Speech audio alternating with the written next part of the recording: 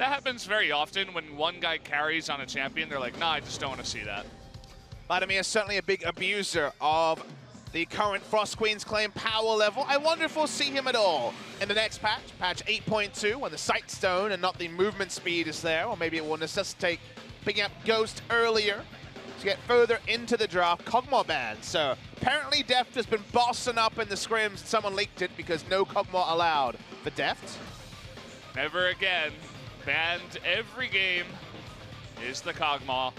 What else will be banned here? They've taken out 2 nice comfort picks from the side of BBQ with the Shen as well away from Ignar, and then they take away the Kalista, which Ghost has been playing. Interesting question to ask. Seen a lot of things open today. You know, there's games when no AD carries are banned, then games when 3 AD carries are banned. So, well, we see that Ezreal left open for Deft with the final ban on red side. Ryze will be banned, so now it feels like kind of Ezreal for Galio is the trade that may happen in this particular draft. You can understand giving up, taking the Ezreal first and then maybe taking Azir into Galio. We saw that go so well for the side of Kingzone Dragon X in the first series, and now either it's going to be Ezreal and Galio, or Ezreal against Galio, you'd imagine, given the higher priority. It was a first pick Galio for BBQ in Game 2. Deft seems really happy, you know, he's smiling, he gets to play Ezreal 3 times in a row. It's a good day for him. It's Deft fans. Played a decent game in game number 2. He made like only 1 or 2 mistakes, and it was just the composition that really got to him in the end. I mean, he said in interviews that his favorite champion to play is Ezreal. Always has been, likely always will be. Very common story for most AD carries just because of the freedom and the mobility you get on Ezreal compared to much more focused players, something like an Ashe.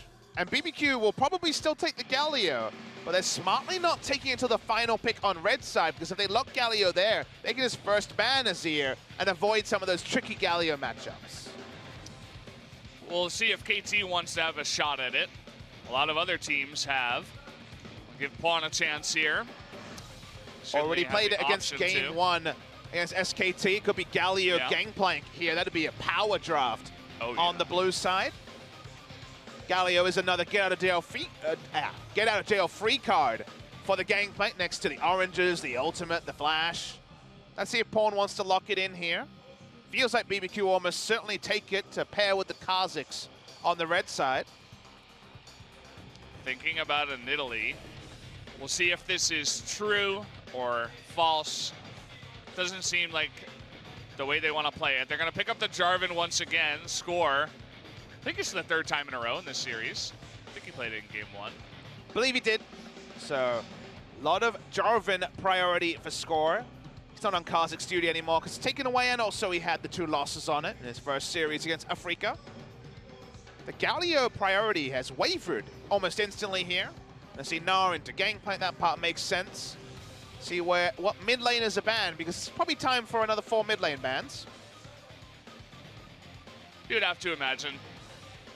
Not going to be banning out, well, as I say that, Janna comes down. Certainly a lot of big supports left over. Even Ornn, you got to think about it, but Brahm's still available. Can manipulate the draft depending on whether the Braum is available or not for the priority of Ornn. Braum so cleanly answers him. Braum and Yasuo are the big answers. Whereas the Janna ranged engaged is a little bit more difficult to pull off. And why not just ban Galio's KT Rolster? Don't want to play it. Don't want to give that first pick to BBQ either. Notice that BBQ have not drafted Malzahar yet, even though it is the ultra favorite of Tempt in the mid lane. Did not take it in the first rounds. They've been very measured so far in the draft. They're not grasping for things that have worked before, but rather trying to piece together a power draft like they were able to assemble in Game 2. Tahm Kench banned. Could definitely see Malzahar just taken as the first pick on red side. If it doesn't get banned here, we'll see what they want to do with this. Mata is pretty ferocious on the Tahm Kench. Not going to allow him to play that one this time around. Malzahar and Azir, obvious first round mid laners available. Thought process not banning it, might be just wanting to take the Azir into it. Bit of a skill matchup there where early laning phase goes very, very well The Braum we spoke about would be the safe pick to take. Would also give counter pick to Tempt. So a lot of coverage for Tempt, who largely has been focused on the Malzahar previously. So after having it banned away twice, they kind of pull the brakes and say maybe we weren't prioritizing it at all. KT's full composition hasn't really been revealed. Looking for mid lane and support. Can go a lot of different ways from what they've drafted already. Gangplank can be in a 4-1, can also be in a team fight comp. Ezreal is an AD carry for all seasons. Rolster would certainly really push things further on the engage. And Pawn, third time of asking, loved his choice in game 1, wasn't a fan of the Zoe in game 2. What about a return to Zoe here? Against Braum, not as easy to pull off. Got some decent squishy members in the back with the Kha'Zix and the Varus, but it just doesn't seem like where they want to go, especially after game 2. Malzahar makes a lot more sense. Here comes the counter pick from Tempt.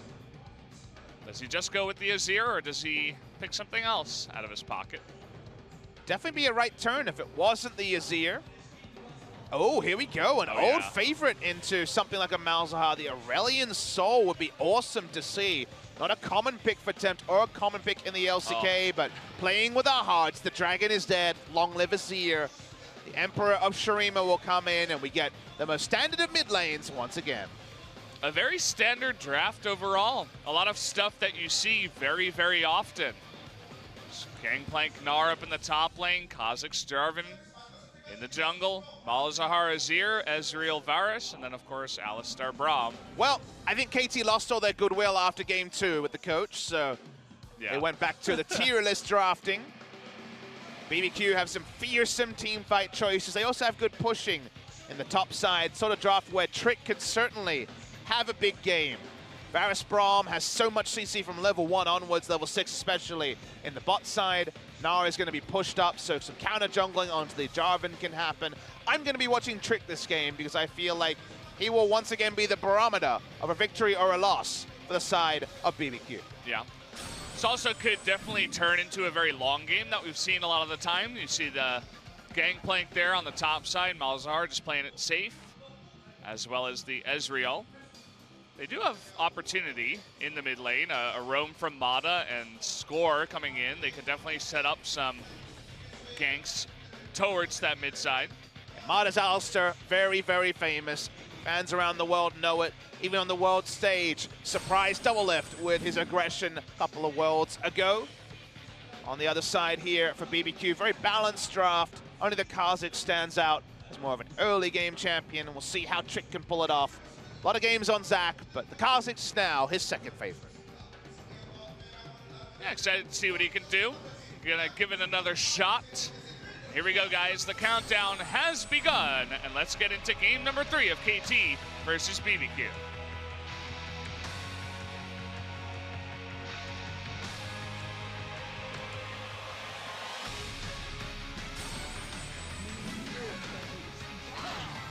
Okay, dodge the Q, but he still has to flash because they burn out the exhaust.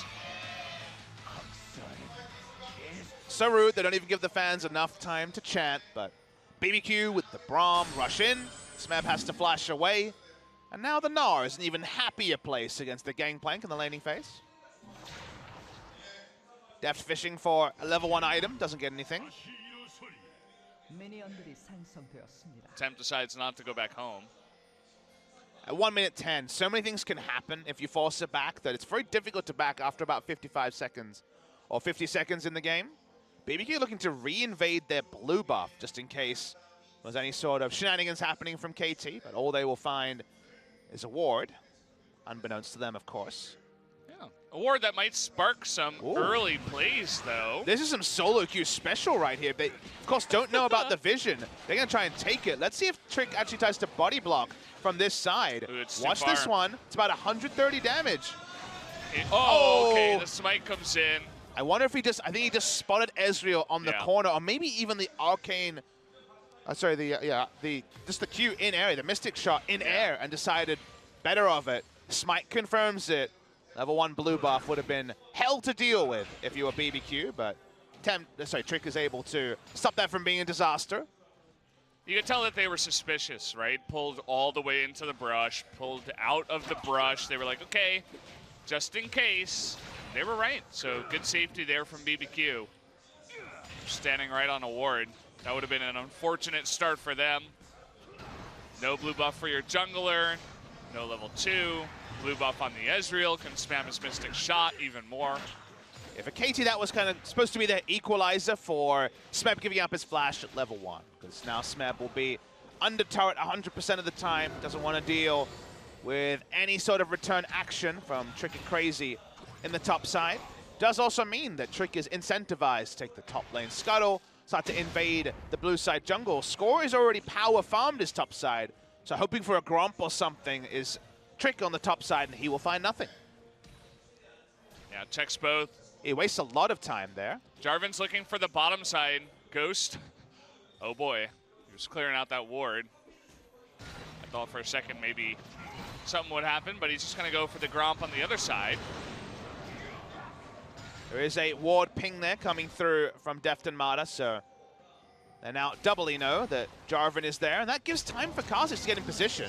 Okay, Ghost will flash out of it, but he's going to get this stun. Oh. Ghost, he doesn't have his flash anymore. He's not going to be able to get out of this one. First blood goes over to Score. As a nice engage there from Mata to make sure that he could get the flash away from Ghost. Yeah, the full information was there for KT. They act on it well. The EQ looks comical. It looks like he's pulling it far too aggressively, but it's just to block any sort of escape from either of them. Thought he might interrupt Ignar flashing. Ignar holds onto his flash. Ghost goes down. It all works for KT, and a lot of it was jungle pathing. Clearing his entire topside jungle, legitimately surprised Trick. He wasted a lot of time looking at the Gromp, then looking at the walls, seeing none of them there. And then the pathing in general bamboozled BBQ, and now a big lead. So nice play for Score in the early game. Yeah, already 1,000 gold with that first blood. Trick is gonna slap back here, taking some of the Raptors. All of the Raptors. Gets out of there, gets a nice deep ward as well. Let's take another look at this. So in vision now is Score. That's why BBQ start to walk back. Flash pole doesn't hit onto Ghost, but they just change target. Flash EQ from Score. Just interrupt a flash from Ignar. Ghost was already down. No way for him to turn. No second kill. Nice stuff from the side of KT. They make it look so easy, but the only thing I could say is maybe BBQ back off a tiny bit earlier. Even then, they probably wouldn't have gotten out. Mata unleashed on the map already. Doesn't have his boots for roaming, but he does have the boots of speed. So the brown bag's enough to get into mid lane and see what was going on with the Azir. He has Ignite, so it's not quite the Thunder Cow that was the special in 2018, but Aftershock's kind of like a Resolve Tree version of the old Thunderlord, so you'll take that. Electrocute just too much for Mata as he's still engaging. It's a nice chunk of damage, but 3 potions here on the side of Ghost. Although he is getting poked out quite nicely so far. Thing about Mata's Alistar that I think no other Alistar in the world, even including the top tier ones like Gorilla, for example, are able to match is that Mata has this unrivaled confidence in his own abilities. He will flash WQ anytime he sees an opportunity. Sometimes he looks silly, but I would say 8 out of 10 times he looks like a genius. And I think you take those odds at the highest level against some of the best players in the world. They're looking for it. Gonna force the flash away from Pawn, who is only level 5. As Tempt just hit level 6. Take a look at some of his runes here. Takes Scorch. No Gathering Storm this time.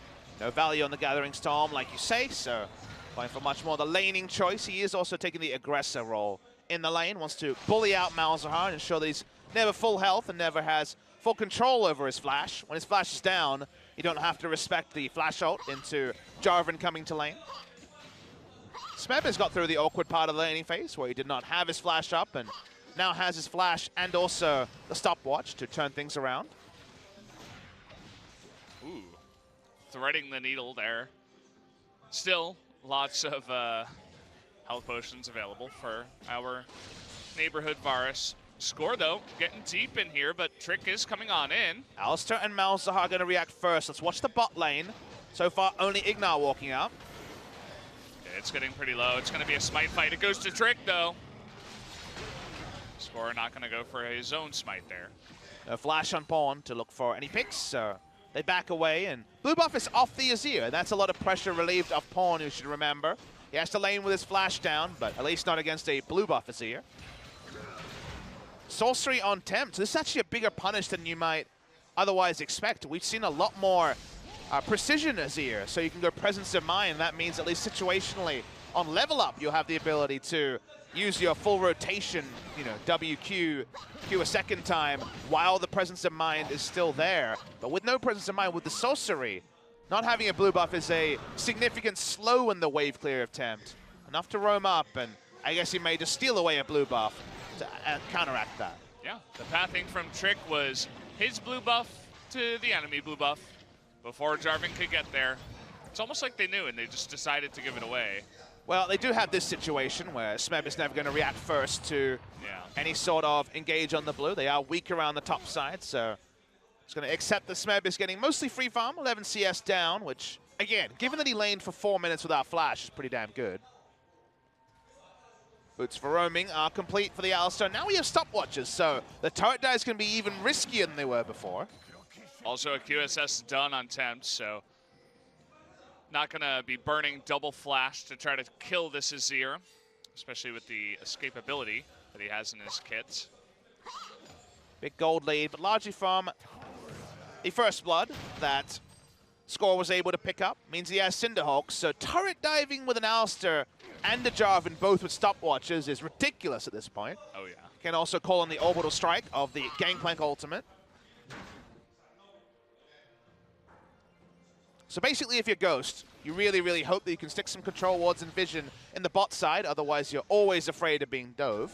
Yeah.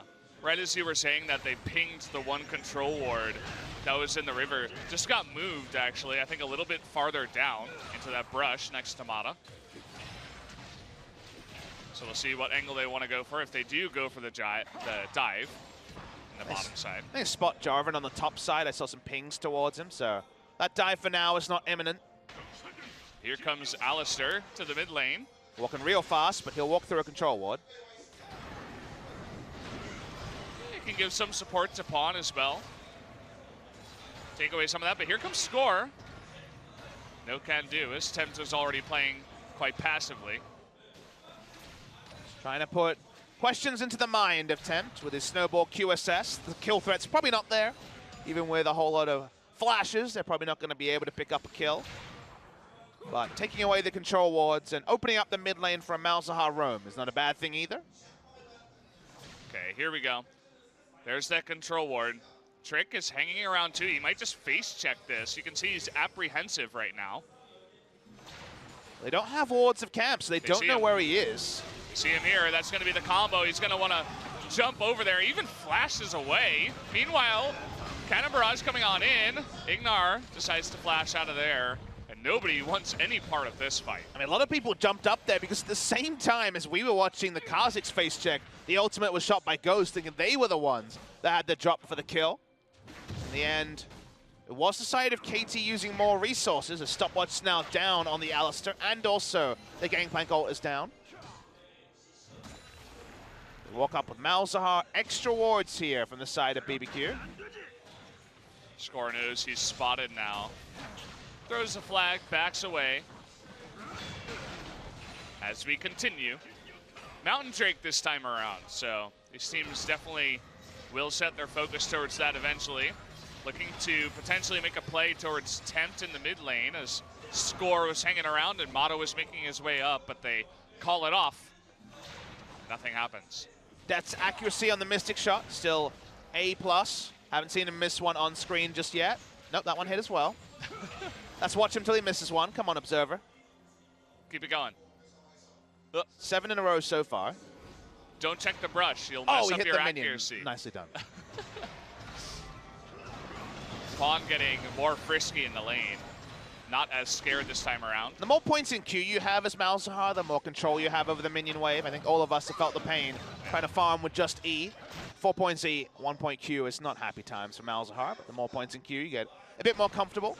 He is also trying to hug the side of the lane that his jungler is on, because his jungler is trying to solo down the Mountain Drake, as we know. providing coverage just with his lane spacing, knowing that Azir cannot respond faster than him. Yeah. It's the small things at the highest level. Glad we have you here to point them out, Papa. I have my moments, Valdez. I have my moments. Can't catch them all, but do my best. Smeb CS getting to that predictable 25 CS down on the Gnar situation. Gnar has to shop soon, for sure. Sitting on a phase for now. Stacking, stacking, stacking. Investing. Moon complete on Ezreal at a good clip. Probably around 16 to 18 minutes for the transformation. Trinity Force are next back from the gangplank, but not a lot of turret damage done by Crazy is good news.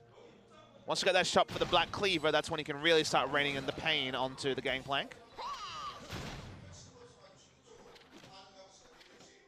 Score. We've seen a lot of Drake into Rift Heralds out of these blue side junglers, but it seems like first he wants to relieve some of the pressure on Smeb. You were talking about going back and buying that Trinity Force. Coming up here might help him a bit. Mata spotted walking into that brush. Now the both brushes are warded. Ignar going so unbelievably deep. He's got the help of Tempt and Trick though, but it might be a bit too late. He's got stopwatch this time though. Will he die? He does. He does. Just that ticking damage, and now Trick is a little bit too far forward. Deft is going to take him out. Up in the top lane though, Smeb getting low. One more boomerang might have done it there, but he decides to back away with his life. Look like Crazy lost an auto attack to a minion when he attack moved after flashing. So he didn't flash after hopping in. So might have missed out on a kill from that, but we were watching Ignar go very, very deep because they thought they had double ward down. While Ignar was there first, Ghost was not. So him not being in position meant that Def could just come mop up the second kill onto Trick. So felt like it wasn't a full team commit from the side of BBQ, even though Ignar was certainly intending to go straight for it. They back away with KT 3-0 up in kills, more than expected given how this started. So we watched the replay here. There was already a ward near that brush. Now there's two wards in the area. Ignar face checks onto as Pawn actually has some of his ult damage cancelled out, but it doesn't matter. There's also going to be the cannon barrage. Something was going to take him down. It was a late ignite onto the Braum. As we watch the replay here, let's see if we see the end of this. A lot of damage goes onto him. Watch here, yes, autos a minion. If he was actually going to get the third proc with his next auto attack, probably would have been a kill onto Gangplank. So a small mechanical misplay by Crazy. Also Smeb TPing right in front of a Gnar against the wall. Not the smartest idea I've ever seen. We're seeing a dive onto Gnar red side top. A dive we've seen many times. No ward in that brush, so they don't know 100%, but pings are going out. Where are those Malzahar and Jarvan guys at? Why is the red buff not taken? Because the red buff, as you can see, is in a BBQ ward. And it's pretty easy to problem solve. I guess it's kind of an underappreciated thing about pro players, the problem solving of what do we have vision of?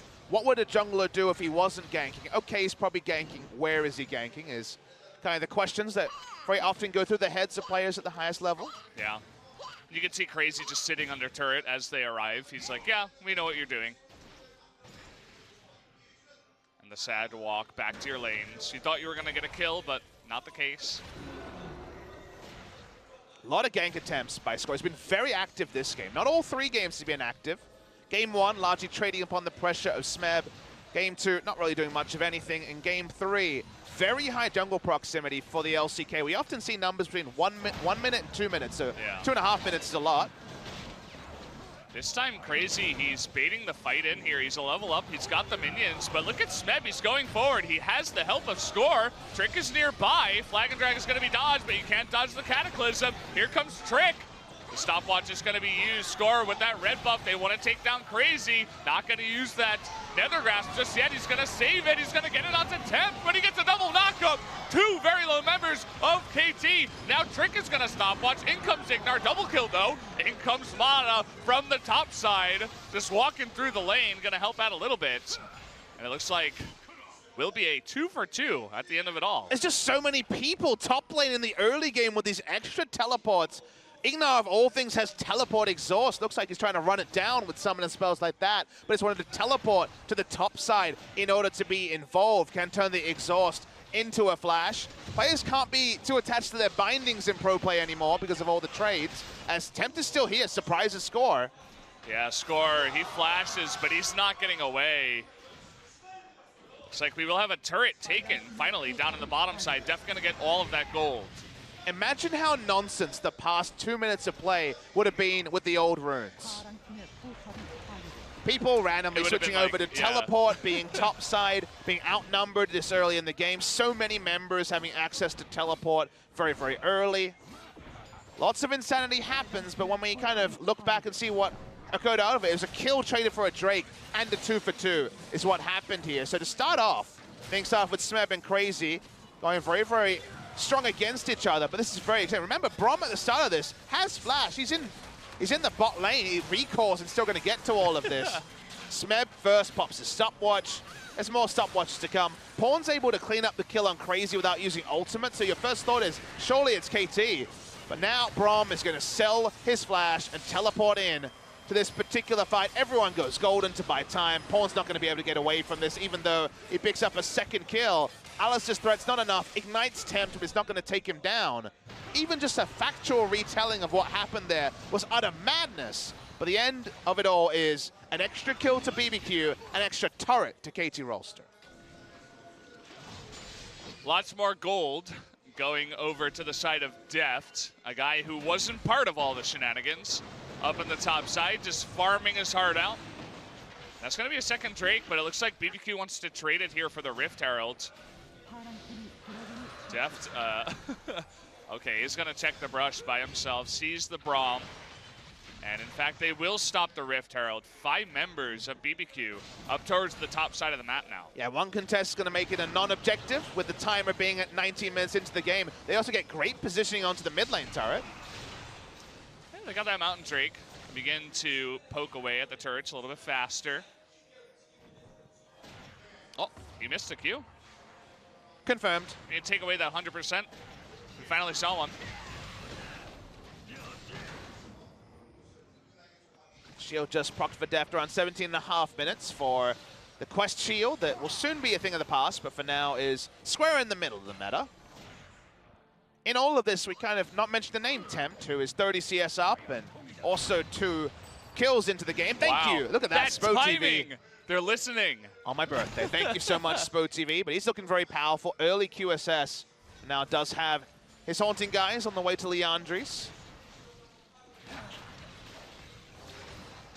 Leandri's very, very close for him, you'd have to imagine. Going down south now to farm up a bit.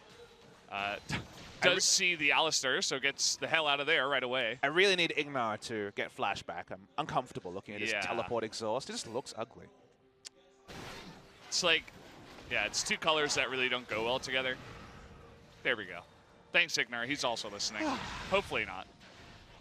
His English is good, of course, now, so... Yeah, he said hello to me. I felt warmness inside. It was cool. Oh, you had a little moment there. Yeah. Well, the accuracy is back for Deft. That's 3 in a row. Oh, caps out at 3. Yeah. Map control here for KT Rolster all the way around the Drake. So lots of control bot side, not as much top side, which means that Smeb probably needs to get his running shoes on. Going for a very offensive build, you'll notice. No Sterix Gauge second. Going for Yoma's Ghostblade, I would imagine, of this build.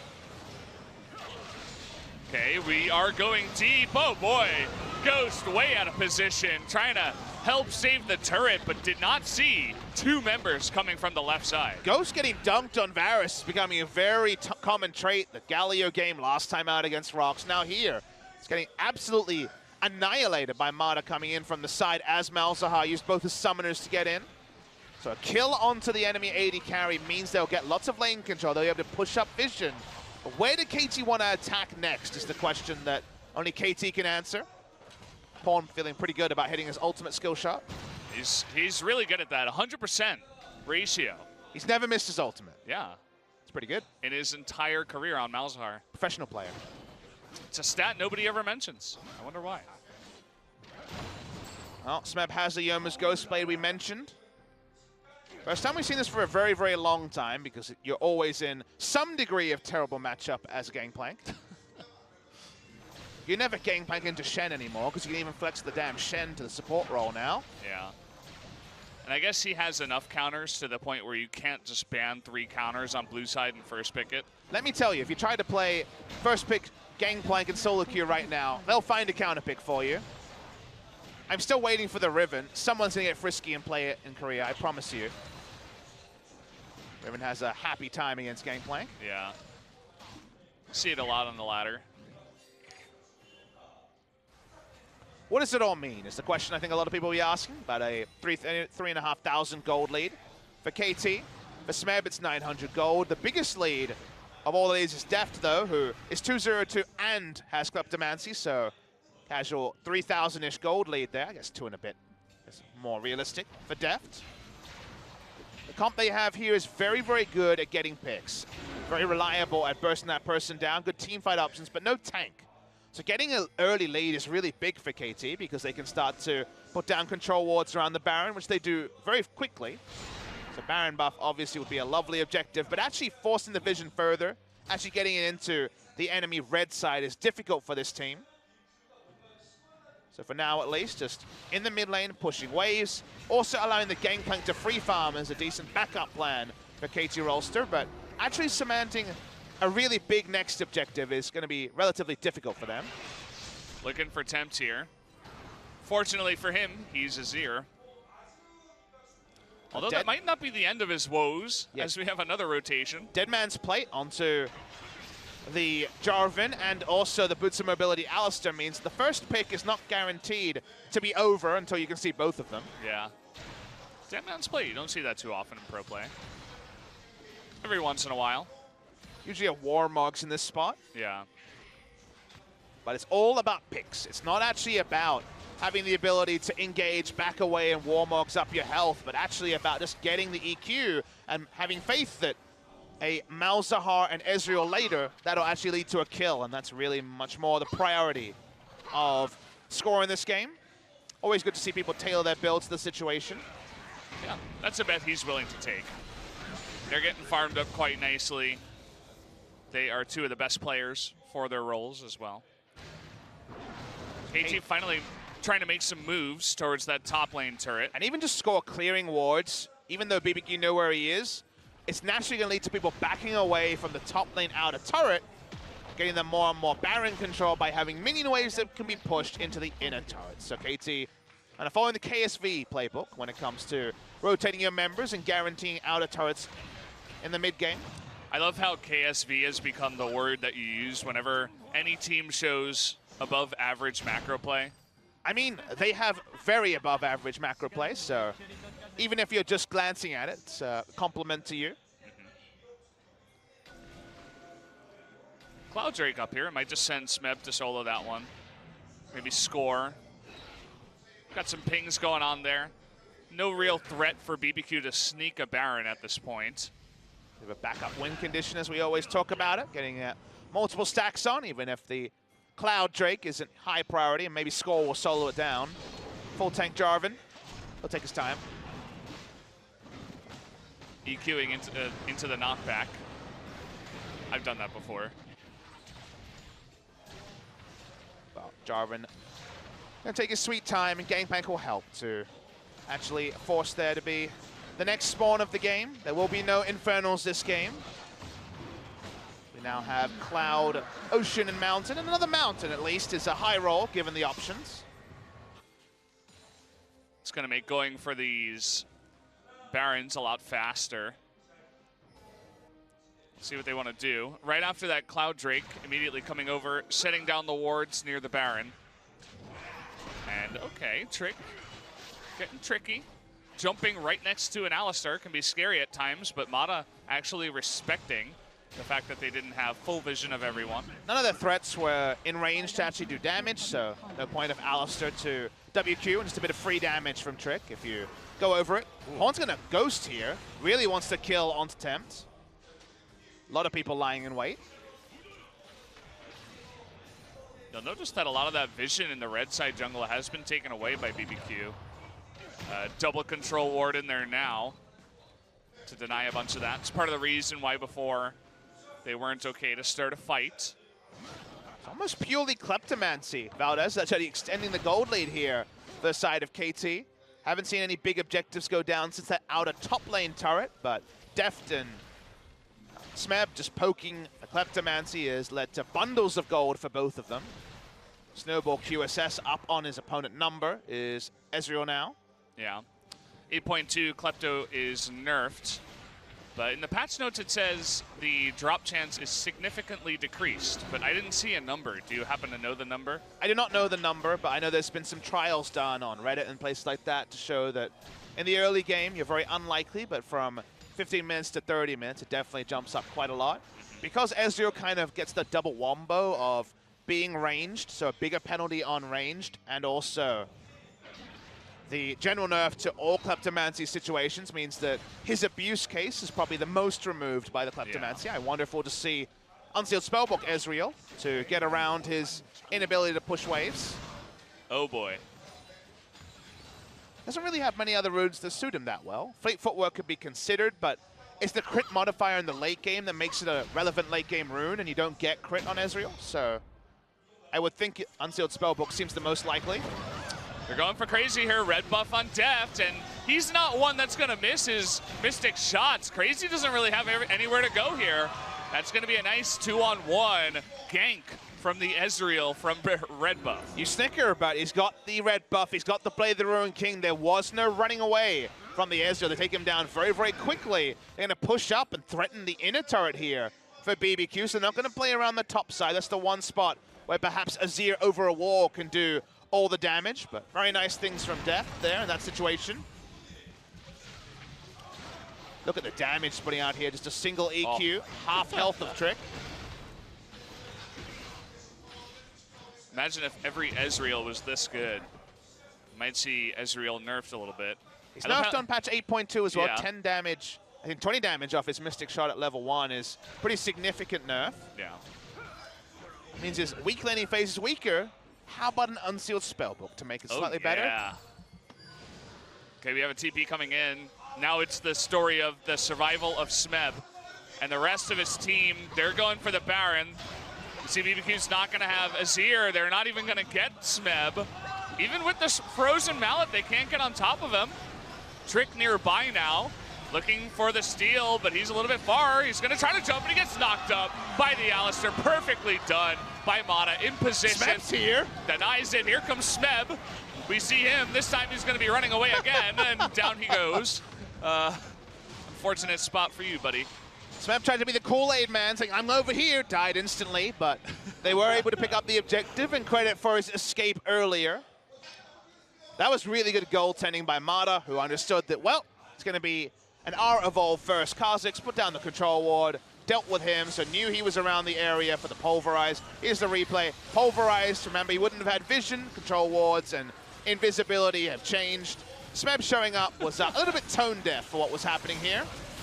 Yeah.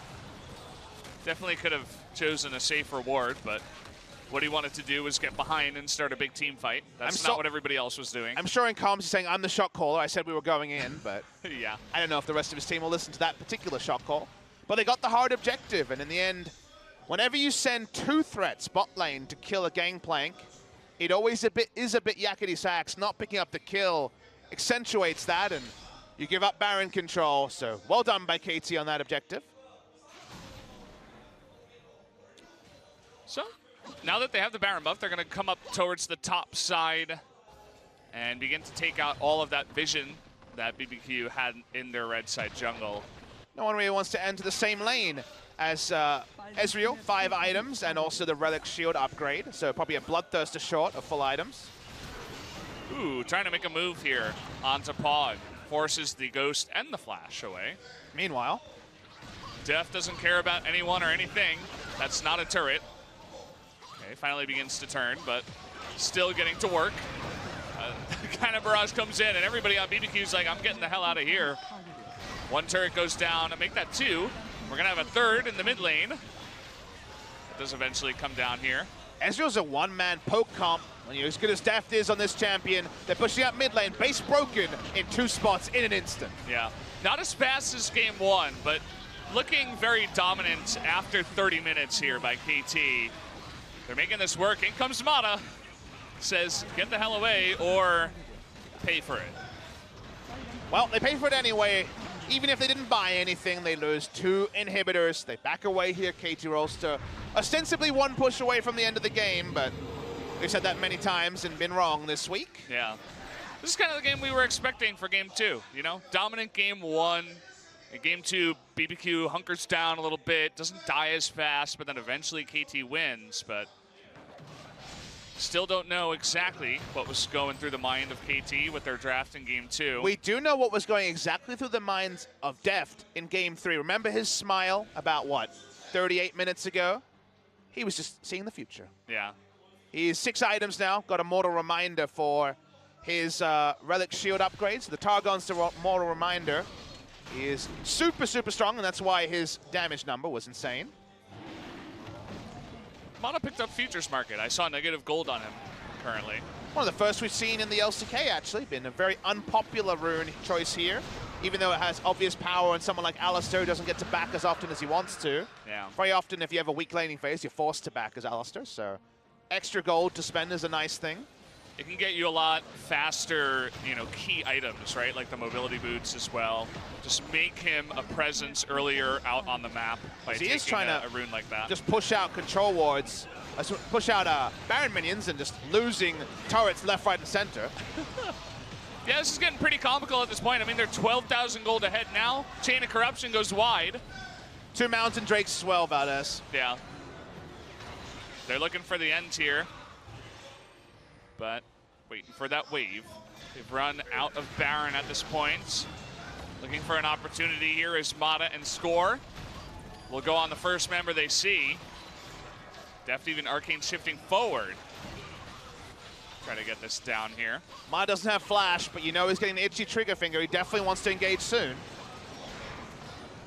Yeah, looking for an opportunity here. Oh, nice silence, hitting a couple of them. Cannon Barrage comes in, double knockup, followed up by Mata. Getting in there, nobody's gonna die just yet, but they push them back, and oh, okay. Cannon to the face, down goes Ignar. And even the True Shot Barrage to do a little bit of extra damage on the back of that. They're making the final push here, going in towards the Nexus turrets. Not the best turtle comp here from BBQ, and they're very far behind. And it may have the Azir, but not a super-powered Azir just yet. Deft also can sidestep the soldiers so easily. 1 Nexus turret down. KT continues to push. Flash back up on Mata in a second. Chain of Corruption that time does hit, but does not link. And looks like that's gonna do it. Oh, the instant Nether Grasp. don't even show up there, says Pawn. Get the hell out of here. Jumping on in. Gonna take out 2 more members. They want to get as many kills as possible before this game ends. Down it goes, and KT will take the victory 2-1. KT Rolster decided they wanted to play an extra game of League of Legends, and game 3 was very KT Rolster-esque in the end. It reminded me of 2017. The moment that KT get an inch, they take a mile. Good play from them there. Deft, certainly the MVP of game 3. Doing a bit of a Faker impression, playing with his own basketball on the Ezreal. Wherever he went, so did other kills. Turrets went down in an instant. KT Rolster will not feel good about the fact that they couldn't add 2 to their game score. Well put by you, Valdez. The game score could be so important much, much later in the season, around week 9. Yeah. They will wonder about the game against BBQ. That could have been a 2-0, but the match will be a 2-1. On Pawn's birthday, they are able to pick up a victory, and KT Rolster go 2-0 in a difficult week for them, where they had to play the Telecom War. I was surprised that BBQ allowed Deft to get Ezreal 3 times in a row. You ban out the Kog'Maw, you think there are other stronger picks that you need to deny, and essentially Deft was like, okay, I'll take that, I'll take it again, and well, I'll take it again for a 3rd time. Even though it didn't look as good in game 2, he was so dominant in game 3 and game 1 that I don't know in the future if you can really continue to give this to this guy. There are certain ADCs you just don't want to give Ezreal to. Deft is one of them. And I wouldn't do it again. And short of a Galio, I think the Zoe Ezreal could be a winning combination for KT Rolster. So the comp that they ran in game 2 could definitely be one they revisit in a different situation without Vladimir and Galio to really ruin their day. So some of the draft ideas by KT are promising for how the team functions. and how another game might go.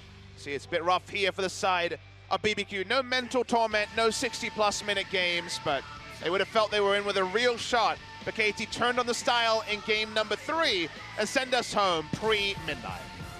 Yeah, pre-11 p.m. as well. We're going to take a look at the game facts. It really was the Deft story in game number 3. No big surprise there. And yeah, Pong got an extra birthday game. Papa got an extra birthday game. But at least we're not going home at 12:30, Papa. We'll have some time. Spo TV seems to be reliable on that one, which I appreciate. 15,000 gold lead. I would say a lot of that was actually in Ezreal's pocket, up to about 6,000 to 7,000, given that it was 3,000 earlier in the game. So great job there, Deft. We'll give him the MVP very shortly. Kind of as one-sided by KT in game 3 as it was by BBQ in game 2. Only a single turret to BBQ and a motley crew of Drakes and Barons to the way of KT Rolster. BBQ, I feel like, you know, game 2 was good for them. They picked a good composition. Game 3, though, giving away the Ezreal and just kind of being rolled over by that. Definitely something to go back to the drawing board and revisit in the future. Temp's Azir was looking good. I think that's something you can say that went well for BBQ in game 3. BBQ are no hopers. I think they will have a very real shot, or an outside shot maybe now after a couple of losses, and making it to the playoff spots. But we will see them again this week, only their 3rd match. All of them going to 3 games is not necessarily bad reading for a team that would have come together very late, with the players returning from the EU LCS and trying to forge a new lineup here at BBQ. Waiting to confirm that Deft was voted for the MVP. It would be insane to see anyone else. Although it's sad that we will not be speaking to Pawn on his birthday. Yeah. Maybe they'll do an extra interview with him later on sometime. Super bonus Not on content. the stream, but, you know. Maybe on the KT Rolster Twitter, they'll give us a word from him. Congratulations to Deft. You are the MVP. 620 total LCK kills, a much lower number than if he had stuck around the LCK. 2 years away will remove him from the 1,000 club, but getting closer and closer. Give him another year or so, and we'll get near to that. 300 MVP points so far in 2018. Yeah, he's up there with Teddy, another ADC that's getting higher in MVP points. No surprise that a bunch of these AD carries are snagging the MVPs for themselves. Yeah, if we had a Ardent Sensor meta like Worlds for the entire spring season, it'd all be 80 carries, because that is just how the role is going, and we're all about hyper carries now, so similar story. Yeah, so guys, we are going to head over to Caster Sung, Mata, and Deft, your bottom lane from KT, as well as a translation from G-Sun, so I'll let you guys enjoy it. 자, 오늘 경기 최고의 선수 두 명의 선수와 이야기를 나눠보도록 하겠습니다. 마타 선수와 뎁 선수와 함께합니다. 축하드립니다. Congratulations. 네. 오늘 경기 정말 인상 깊은 장면들이 많았습니다. Well, it was an impressive match. And you had a great performance with Orange. What are your comments about that? I'm not really that satisfied, but I'm just happy that we got the win. Then tell us about the game 2. Was there some points that you were kind of disappointed about your plays? We were thinking of the late games too much, so I think we lacked some kind of initiations and stuff. We just concentrated on farming, scaling, so I think we could make some better team fights, but we were just too over-focused on the late games, so I think that was the reason we lost.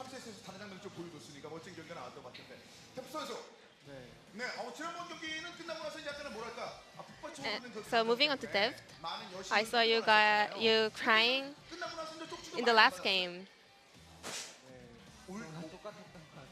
Didn't any other fangirls message you after last game? No, nothing really special, just as usual, but some of the fans told me that they also cried with me together.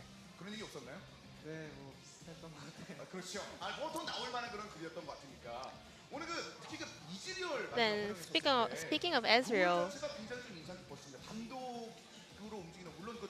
I think you have played a lot of role as AD carry, 굉장히 그 팀원을 믿는 듯한 그런 움직임. where all the players have faith in you and you have faith in your teammates. 일단 3세트 같은 경우에는 So in the game 3, 1, 2세트는 라인전에서 그렇게 잘 풀리지 않았어요. I think I didn't do well in the laning phase in the first and second game, but in the third one, I think I did pretty well. So I was a little bit more aggressive. 적극적으로 잘 풀렸던 것 같은데 오늘 되게 좋은 날이죠. And it's a great day for you guys, right? 축하할 분들이 굉장히 많습니다. 어제 Today is Pawn's birthday, and yesterday was, the day before was your coach's birthday. 어제가 정재승 코치님. No, yesterday was our coach's birthday, and today is Pawn's birthday. 나한테 반말로 물어보면 내가 뭐라고 대답해 줄 수가 없어요. 농담이고. 아니, 어제부터 좀 긴 경기들이 좀 있었으니. 그렇죠. 오늘이 폰 선수 생일. So today is Pawn's birthday, right? 또 축하할 분들 많은 게 파파 스미스 And also, our global caster Papa Smithy has his birthday too, 태어났습니다. and my nephew has his birthday also. 결혼이래. 생일 축하할 분들이 굉장히 많은데 So there are a lot of events to celebrate. So any message for them? 일단은 뭐 First of all, 생일이 크게 중요한 날이라고 I don't really think birthdays are really important events for people, but 오늘을 okay, so 새롭게 한다는 마음으로 from today, 각오를 다지면서 이제 살았으면 좋겠습니다. I hope Pawn becomes a better person 세상을 맞이할 준비를 할 것 같아요. from this birthday. 팀명의 변화에 대해서도 And also, you guys changed a little bit in your team name, KT into in capital letters. 근데 이게 좀 더 강한 느낌을 위해서 대문자 Does this mean more power? 있나요? 뭐가 있어요? 근데 일단 분위기가 좀 달라진 느낌이 있어요? 아이디 때문인지는 모르겠지만 I don't really think it's the way we spell our team name, but maybe yes, a little bit more stronger. 저는 별 차이는 모르겠어요. I don't see any big difference for me. 아이디를 딱히 신경 쓰진 않아서 I don't really care a lot about my IDs or team names, so 아이디는 뭐 킹존이라든가 I think it has to be like King Zone or KSB to seem more stronger. So KT doesn't really has a stronger naming feeling, so I don't really think we've changed a lot. 사실 그 많은 팬들의 얘기 중에서 마타 선수가 실제 A lot of fans have said that 보면은 분명히 엄변도 화려한 Mata, you are a really good talker, and also you're really a caring person. 것인가? 이런 우려 섞인 그 팬들의 얘기가 있어요. 본연의 색이 나오면 또 Then, 좋다는 얘기들이 있는데 여기에 대해서 what do you see you guys as a person? Like, what kind of person you are? 약하다기보다 네. 다른 사람들이 너무 개성이 강하기 때문에 I think other teammates in our team has so much stronger personality, so maybe that's how people see me. But 과하게 말하면 좀 미친 수준으로 yeah, I have to say like our teammates are kind of like crazy, so that's why I think people see me as a caring person. 개성이 있다면 팀 내에서 And do you wanna be a little bit more crazy than right now you are? 팀 내에서는 없고요. 없어요. Well, actually not like our teammates, but 이지은 뭐라 이지은 I would like to be a person like our former head coach, 선생님. Ji-hoon Lee. 이지은 단장 네네네네.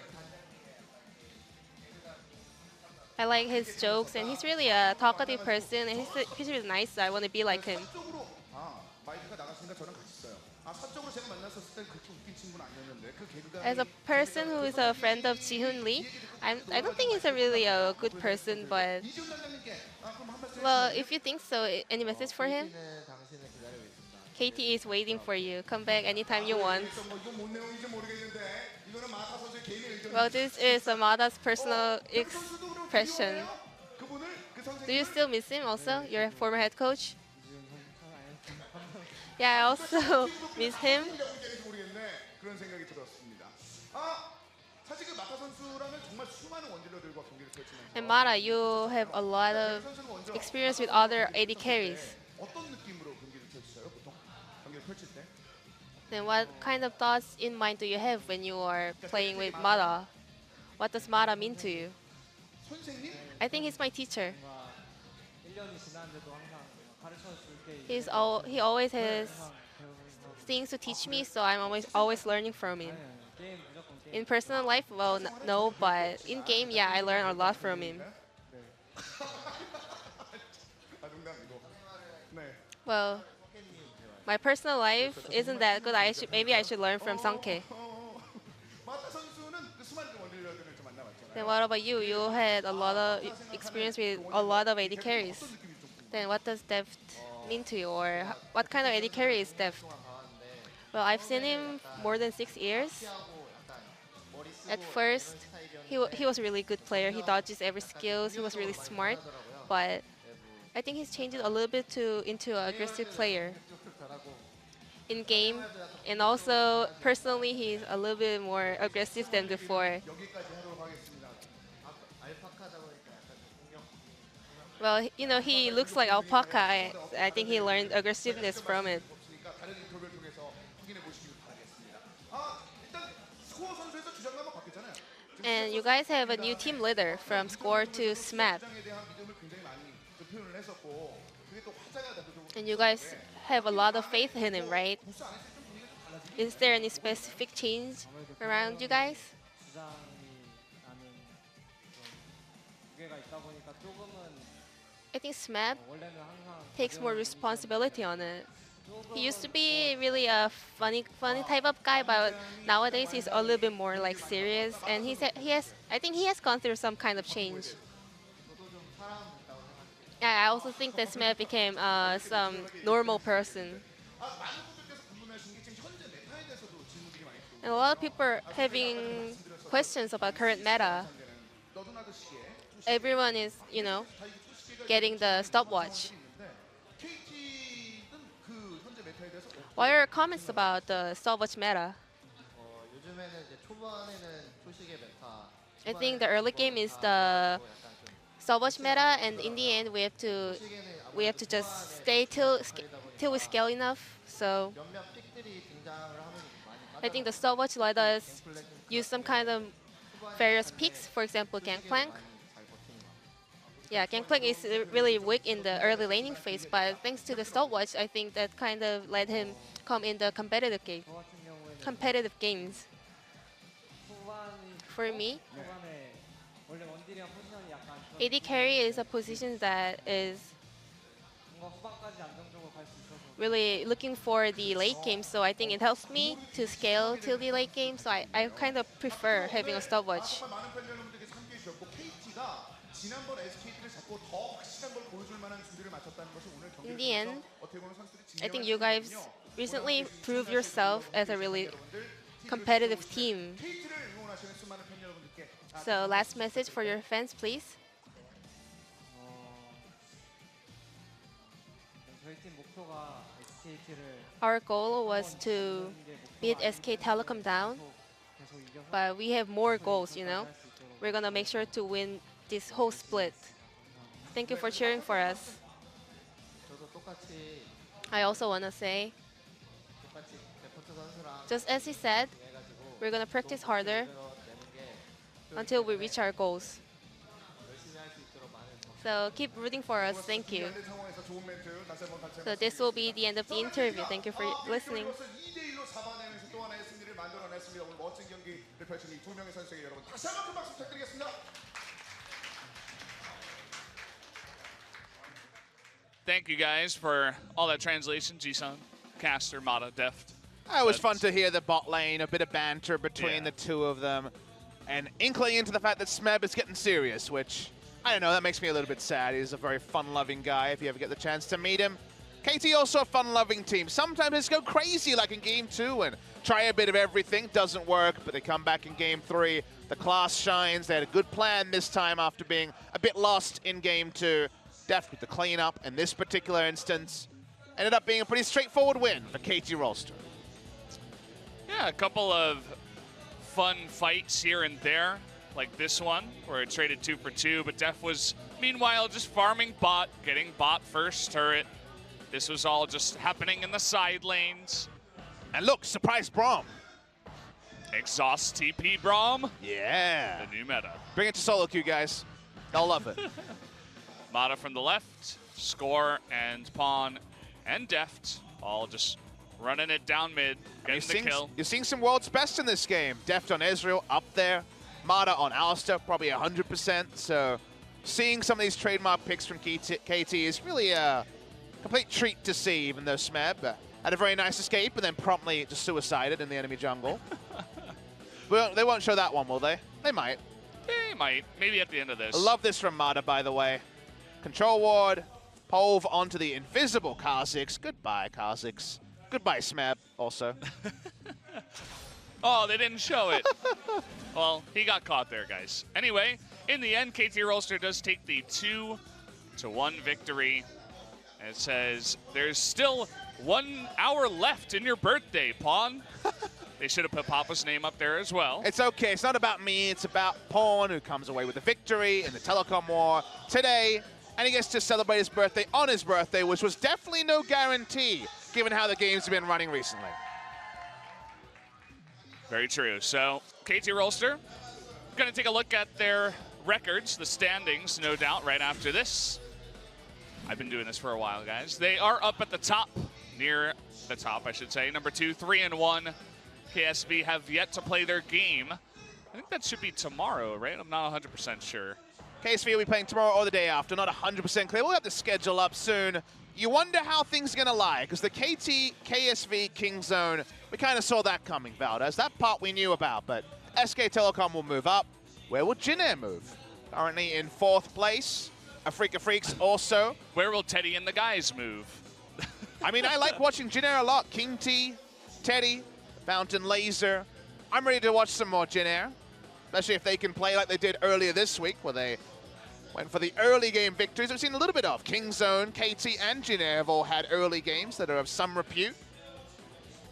Find out what our matches are for tomorrow. And then we have another Spo TV day on Sunday as well. Valdez and I are going to enjoy the 6 days of LCK. We're more than halfway through now, but I'm reinvigorated. You know, we had a couple of moments there where I was like, oh boy, we're going long. But a day like today makes me hyped about League of Legends again. And tomorrow, KSV will have that match you spoke about, but Kongnu Monster not going to be looking forward to that one, you'd think. Oh, and then boy. a very interesting one, because Afrika Freaks, started strong against KT, had some difficult matches, difficult results. They're on the low. Rox Tigers are on the highest ebb they've certainly been, 2-1 so far in the season.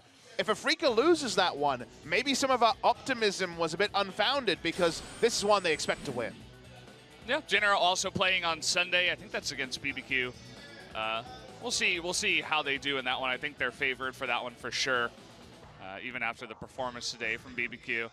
And yeah, it was a fun day. We actually have an hour left to do something on your real birthday. It's going to be fun. I'm excited about it. I got, 6 games of League of Legends on my birthday, including the one around the time of midnight earlier today. So thank you for all the support, guys. Fun games today. Happy to see some real aggression in the early game. Usually when everyone's scaling, there has to be aggressive options. We haven't got them confirmed, but we've seen some cool ones today. Yeah, it was a fun day of games. I hope you guys enjoyed it, but that's going to do it for us here at Spo TV. Definitely watch OGN tomorrow and then Spo TV once again on Sunday. But until then, we'll see you guys next time.